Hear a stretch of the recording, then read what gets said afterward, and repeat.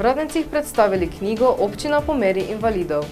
Ob 60. obletnici turističnega društva Dobrovnik namenu predali novo razgledno opazovalno ploščad. Spoštovane gledalke, spoštovani gledalci, lepo pozdravljeni v naši sredini izdaji srednje informativne oddaje Dogodki. Zveza delovnih invalidov Slovenije je na tiskovni konferenci ob izdaji knjige z naslovom Občina po meri invalidov predstavila projekt, ki poteka že 20 let. Zveza delovnih invalidov Slovenije je pred 20 leti začela izvajati projekt Občina po meri invalidov z namenom spodbuditi lokalne skupnosti k bolj celovitemu in trajnostnemu sodelovanju z invalidskimi organizacijami pri izvajanju dejavnosti za vključenost invalidov in drugih funkcionalno oviranih ljudi v življenje. Od leta 2003 je že 40 občin prejelo listino Občina po meri invalidov. Pred kratkim je Zveza delovnih invalidov Slovenije v hotelu Radin v Radenci predstavila knjigo z naslovom Občina po meri invalidov, v kateri so številni primeri dobrih praks. Peter Bršek, predsednik Zveze delovnih invalidov Slovenije, je na predstavitvi navzočim predstavil dosedanji potek projekta in ob robu dogodka povedal. Od leta 2003 je kandidiralo 41 občin. Od teh 41, ena občina ni prejela te listine Občina po meri invalidov, ostalih 40 pa je prejelo listino Občina po meri invalidov.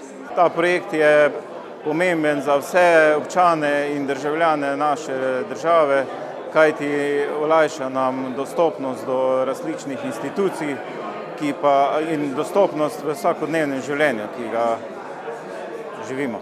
Različne invalidske organizacije med sabo zelo dobro sodelujemo, tako da lahko rečemo, v tej slogi, v tem sodelovanju je tudi naša moč pri uveljavljanju naših pravic. Načrti zveze v projektu Občina po meri invalidov so, da nadaljujemo s tem projektom, da vključimo čim več občin. Saj, če gledamo zdaj za nazaj, 40 občin v 20 letih, bom rekel, glede na to, da se je ta projekt začel izvajati čisto na novo, je mogoče tudi neka lepa številka, ampak želimo si pa še večje in boljše. Prva občina, ki je prejela listino Občina po meri invalidov, je bila občina Ajdovščina. Lansko leto, v letu 2022, so listino prejele 4 občine. To je bila mestna občina Kranj, Lendava, potem pa občina Ankaran in pa nenazadnje občina, v kateri tudi sam živim, to je občina Polzela. Čas trajanja, da ko se občina odloči, da bo pridobila to listino, je odvisen od tega, kolikor je že občina prej na tem področju delala, ampak nekje od leta do 2 let se nekako ta listina pridobi, kolikor gre vse po načrtih. Glavni urednik knjige Občina po meri invalidov, magister Cveto Uršič, pojasnjuje, komu je publikacija namenjena. Zveza delovnih invalidov Slovenije vodi projekt Občina po meri invalidov že 20 let.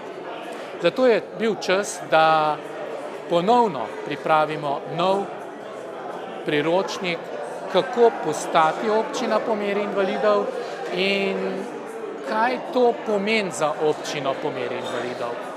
Avtorji smo knjigo razdelili v 3 sklope.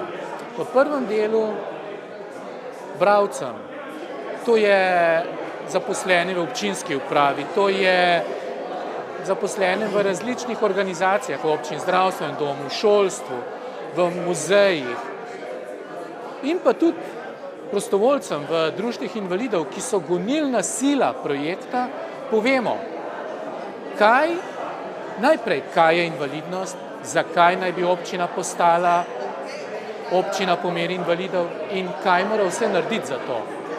V drugem delu knjige pa predstavimo ključna področja življenja invalidov v občini. Tekst je zelo preprosto spisan in pri vsakem področju zaposlovanje, izobraževanje, kultura, šport, povemo, kaj so primeri dobre prakse, skoraj 100 primerov dobre prakse je predstavljenih in v vsakem od teh ključnih področji smo zapisali tudi nekaj vprašanj.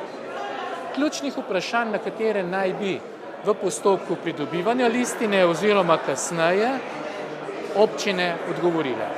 Tretji sklop je pa namenjen županom občin, ki že imajo listin, da so nam oni sami povedali, kaj jim pomeni biti občina po meri invalidov, kaj vse so mogli narediti, da so dobili listino in kaj delajo danes, oziroma kaj jih še čaka v bližnji prihodnosti.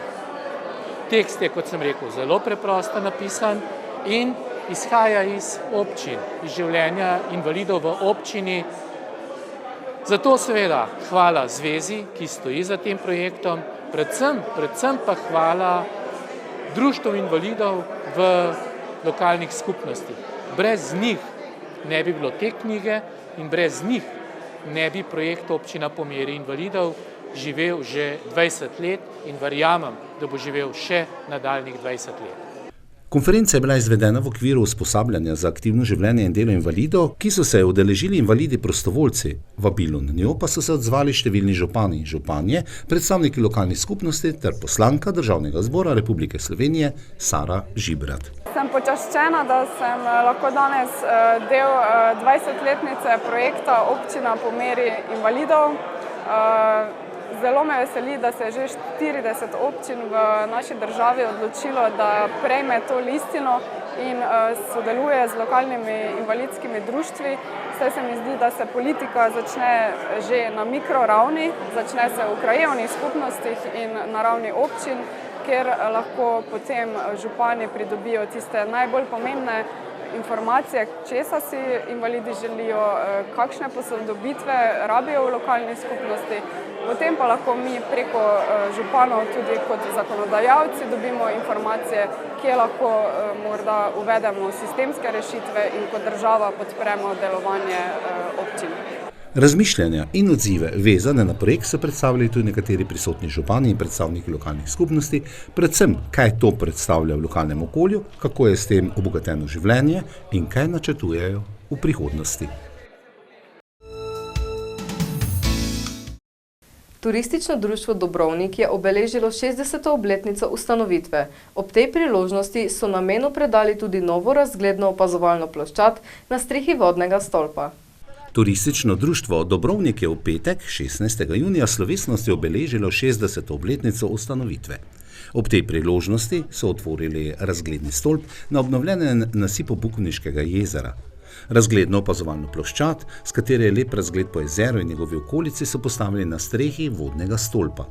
Ob slavnostni otvoritvi razglednega stolpa ob obnovljenem nasipu Bukovniškega jezera je župan občine Dobrovnik Marjan Kardinar dejal. V bistvu gre za zgodovinsko zgodbo, predvsem v smislu, da je ta posodobljeni nasip kot varovanje proti poplavam, istočasno seveda skupaj z zapornico, ki je kot vodni stolp obnovljen in nam daje v tem trenutku seveda kot istočnico, kot turistično točko, kot razgledni stolp, kot opazovalnica ptic. Nenazadnje smo ravno zaradi tega simbolično z otvoritvijo spustili golobe kot simbol miru, sožitja in seveda to je najbolj pomembno poudariti. Istočasno pa je tudi stolp, ki je z vso tehniko pripravljen tako, da je lahko potem tudi kontrola samega nivoja jezera in istočasno seveda nam daje določene podatke, ki jih tudi seveda lahko računalniško spremljajo, torej gladina vode,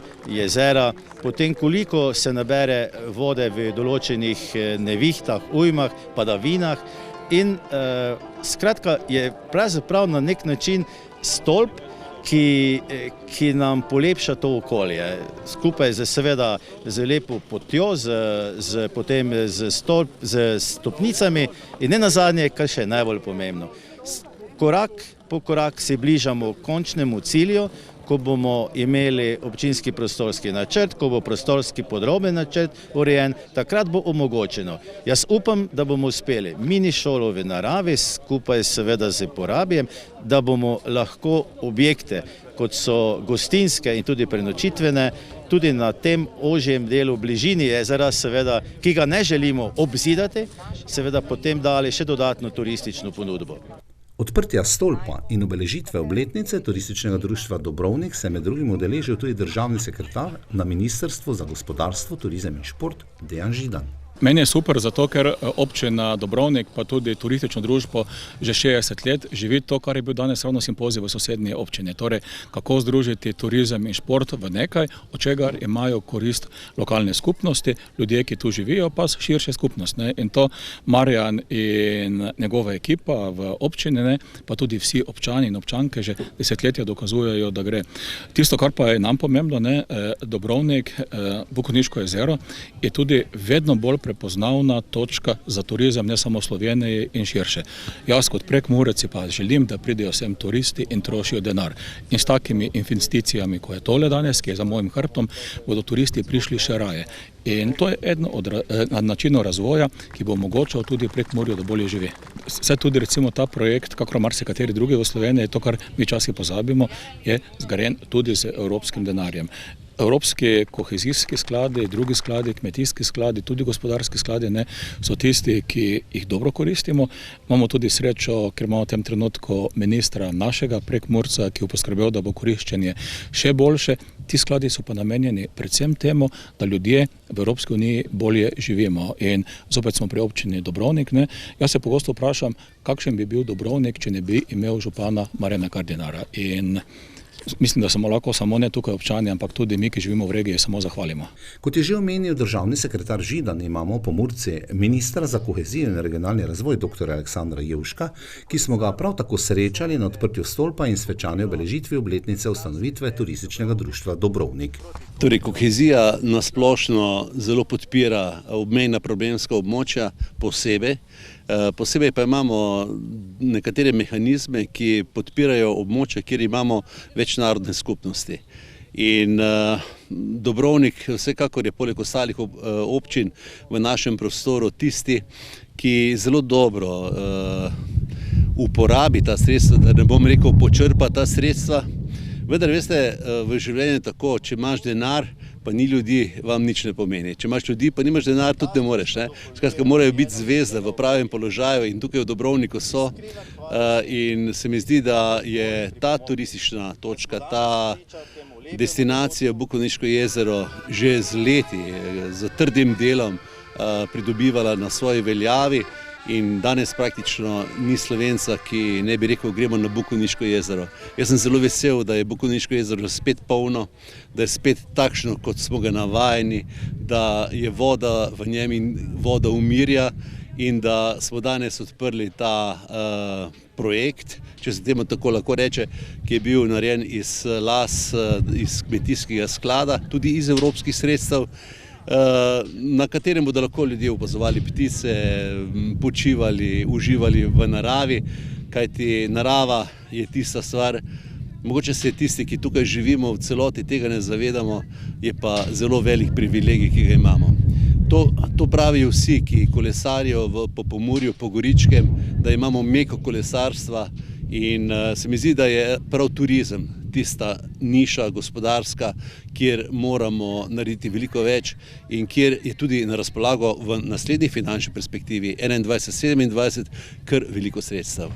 Stolp, kot smo lahko slišali, uvodoma župana Marjana Kardinarja opravičuje dve funkciji. Je vodni in hkrati razgledni stolp, kar je smotrna in premišljena investicija. Sej, zeleno, digitalno je, to je tisto, kar je povezano z vsemi 4 milijardami, ki jih imamo na razpolago do leta 2027. Zdaj smo leta 2023, 2027 je jutri in mi bomo morali skupaj z občinami, skupaj z investitorji zelo trdo delati, zato da bomo ta sredstva počrpali. In se mi zdi zelo pomembno poudariti to, kar se tudi danes povedal, da, veste, dostikrat kdo reče, dajmo ukiniti te male občine. Veste, to je napačen pristop. V malih občinah, če ni teh županov, če ni teh občinskih svetnikov, ki bi si prizadevali za to, da te male občine doživljajo to, kar Dobrovnik doživlja, to, kar doživlja Kobilje, to, kar doživlja, ne vem, najmanjše občine v Sloveniji, potem bi bile te občine zapostavljene in ne bi imele možnost priti do sredstev. In ker imamo te župane, ker imamo te svetnike, potem to uspevamo. Občine pri projektih zelo dobro sodelujejo. Ja, to pa je seveda za pozdraviti in se mi zdi, da je to tudi edini način, da lahko gremo naprej pri koriščenju evropskih sredstev. Tako z področja kohezije kot regionalnega razvoja je povezovanje ključno. Občine se ne smejo zapirati svoje vrtičke, ampak morajo med sabo sodelovati, morajo oblikovati time, ki bodo pripravljali projekte za vse občine. In sodelovanje je ključno za to, da bomo lahko to regijo še bolj napredno razvili. Veste, je razvita, je dobra, Prekmurje je lepo, Pomurje je lepo, to nam priznavajo tisti, ki prihajajo sem, včasih pa tega sami ne znamo opaziti. Glede na to, da je pravzaprav Turistično društvo Dobrovnik obeležilo 60. obletnico ustanovitve, smo ob tej priliki za nekaj besed zaprosili tudi predsednika Pomurske turistične zveze Uroša Kamenška. Današnji dan tule v Dobrovniku je dvakrat slavnosten. Prvič odprtje tega razgledne ploščadi nad Bukovniškim jezerom. Mi se zavedamo, Bukovniško jezero je ena izmed glavnih turističnih biserov naše regije, beleži enega izmed največjih vsakoletnih obiskov znotraj regije. In ja, 60 let turističnega društva, torej nekako se je z roko v roki vse skupaj razvijalo in tudi Turistično društvo Dobrovnik razvija svoje produkte, svoje aktivnosti, zelo močno povezano z Bukovniškim jezerom in pa zgodbo okoli njega. Nenazadnje tudi Turistično društvo Dobrovnik je eden izmed glavnih organizatorjev oziroma protagonistov v preteklosti pri nastanku Vseslovenskega združenja obvodnih objezerskih krajev in nedolgo tega nazaj so tudi člani domačega društva tule na tem mestu organizirali to vseslovensko druženje teh krajev. Mislim, da če se ne motim, preko 500 gostov je bilo tisti dan tule zbranih. Bukovniško jezero se z vso ponudbo zelo razvilo in predstavlja nedvomno enega pomurskih turističnih biserov. Ja, res je. In zahvala temu definitivno gre Turističnemu društvu in pa seveda tudi občini Dobrovnik, ki si je nekako smelo in pa jasno vizijo razvoja turizma tega območja postavila realne cilje in te cilje so dosegli. Zato smo še toliko bolj veseli, toliko bolj ponosni in jaz vedno odkrito povem, brez njih si ne predstavljamo turizma v Pomurju. Ključ do zelenega turizma je, da destinacije, kot je Bukovniško jezero, ni privatizirano. Absolutno. Absolutno. Eden izmed naših glavnih atributov je narava. Težko govorimo o neokrnjeni naravi, lahko pa govorimo o čisti, pristni in pa za dušo in telo doživeti naravi. To smo nekako podedovali in tako malce v prispodobi, tudi to imamo v najemu od naših zanamcev. Torej, moramo se truditi, da v takem okolju, v taki naravi živimo mi in bodo živeli tudi naši otroci, vnuki, pravnuki in še mnogo, mnogo generacij za njimi. Ob videnem in slišanem gre upati, da se bo razvoj nadaljeval kot doslej. Seveda pa velja še vabilo, da si od hitrega tempa življenja spočijemo v neposredni bližini, katere lepote po besedah ministra Jevška velikokrat spregledamo. To je bilo za danes vse. Želimo vam še lep preostanek dneva in do naslednjič, nasvidenje.